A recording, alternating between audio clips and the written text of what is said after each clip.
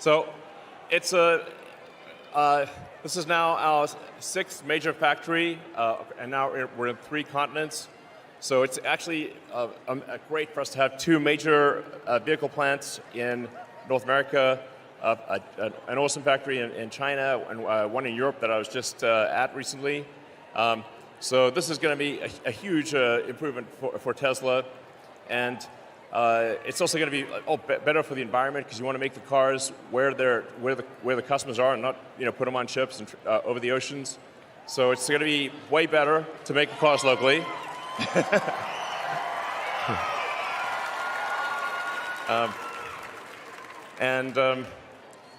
We're really entering a new phase of Tesla's future with 6 giant factories around the world.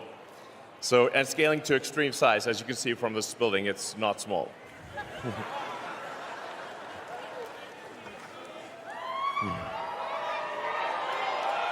So,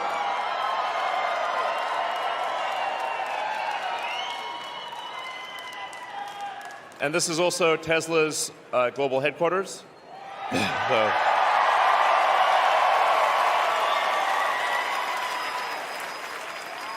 So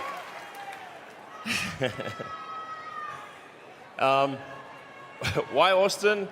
Well, I asked the Tesla team because California's great, and we're continuing to expand in California, but we ran out of room, and so we need a place where we can be really big, and there's no place like Texas.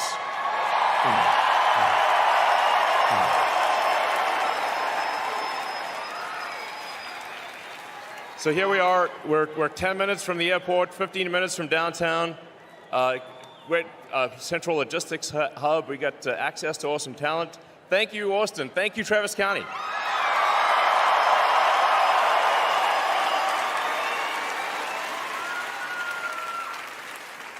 And it wasn't easy building this incredible, this humongous building and getting all this equipment here.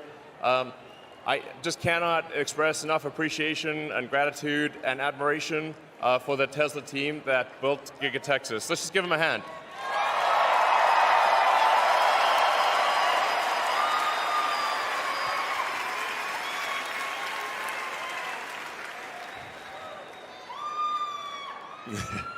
We went through deep freeze, rain, quicksand, incredibly fast build. It was very difficult, but it's done. I want to give you a sense of the size of this thing. It's not small, as said.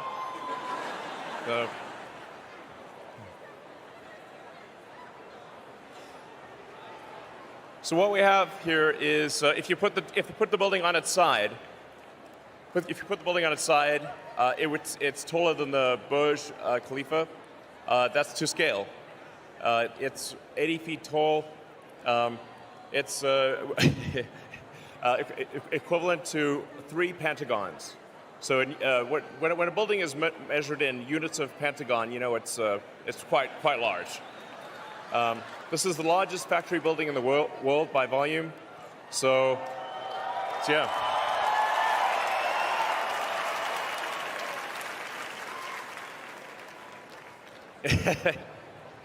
I'm glad you asked that question. According to our calculations, you could fit 194 billion hamsters in this building.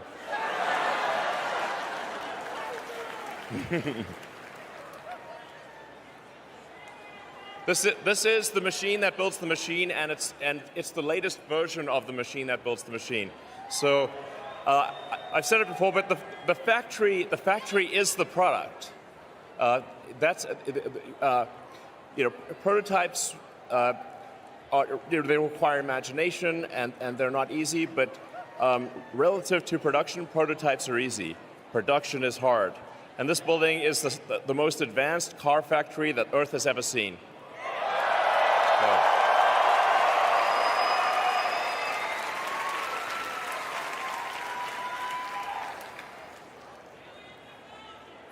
Alien technology. This is exactly. A factory is advanced if it feels like an alien dreadnought landed. So, the team's doing great work in Fremont, California, but we took a lot of lessons learned from that, where the buildings were all separate. There's a lot of movement between the buildings, and the thing that we thought makes sense is to really think of it like a chip, like an integrated circuit. Combine everything together in one package, and now this is what you get.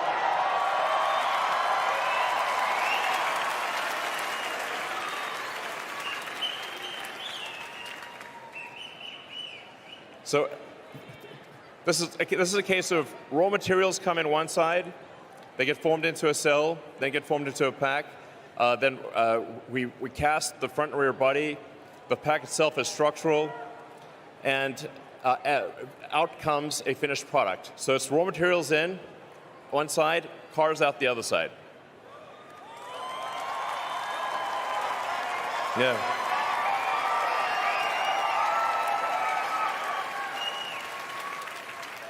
So we're building our own battery cells.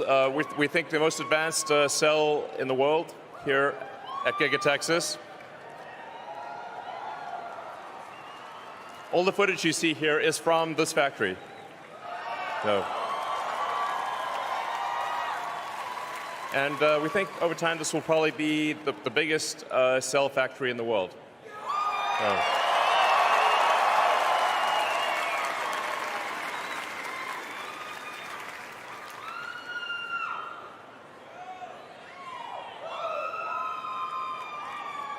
And then another major innovation is structural pack.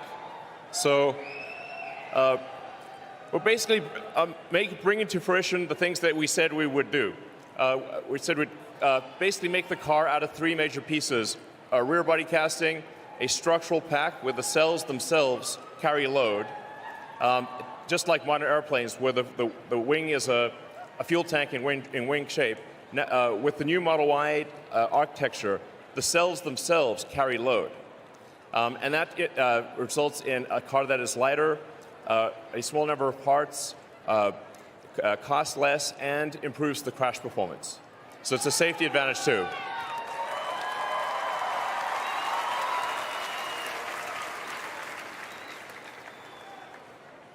Yeah. I don't know if this works. So, all right. As I was saying, it's a revolutionary car manufacturing to basically make a car out of three major parts: a cast rear, a structural pack, and a cast front.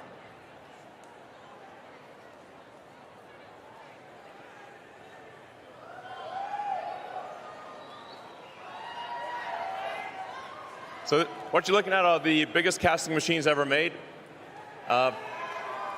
And it's kind of a crazy thing to make a car this way. It's never been done before. When we were trying to figure this out, there were 6 major casting manufacturers in the world. We called 6. 5 said no, 1 said maybe. I was like, that sounds like a yes.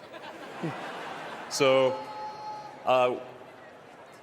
with a lot of effort and great ideas from the team, we've made the world's biggest casting machine work very efficiently to create and radically simplify the manufacturing of the car. So, as I was saying, raw materials in, bunch of stuff happens, car out. So.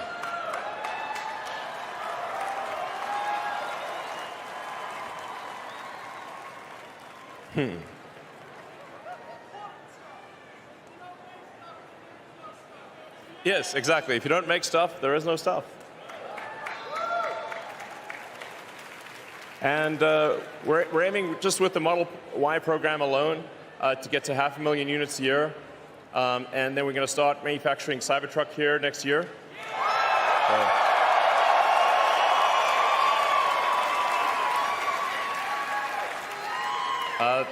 The Model Y line will be the highest capacity line, I think, of any line in the world. In fact, I'm confident it will be 500,000 units a year in a single factory of one product is the biggest of anything in the world. And definitely this will be the highest volume car factory in America. And yeah.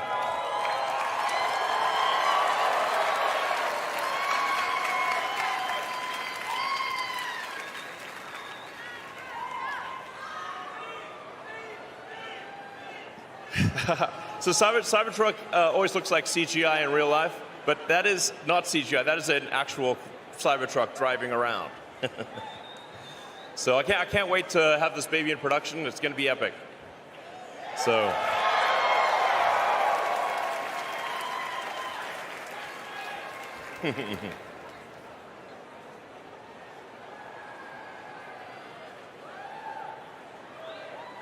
So